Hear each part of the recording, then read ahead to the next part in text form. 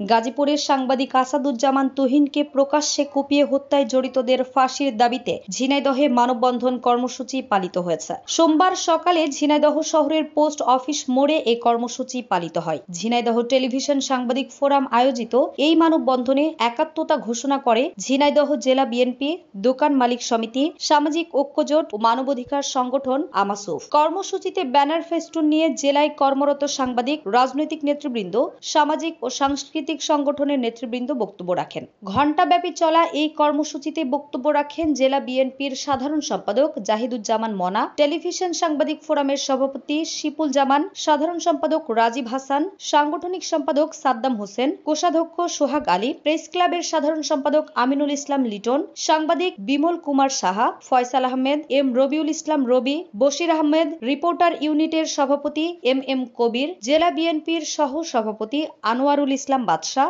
যুগ্ম সাধারণ সম্পাদক শাহজাহান আলী, মানবাধিকার বাস্তবায়ন কমিটির মুখপাত্র আমিনুর রহমান টুকু, সাংস্কৃতিক কর্মী শাহিনুর ইসলাম লিটন, কাউস গোর্কি প্রমুখ। নিউজ ডেস্ক, দৈনিক রানার।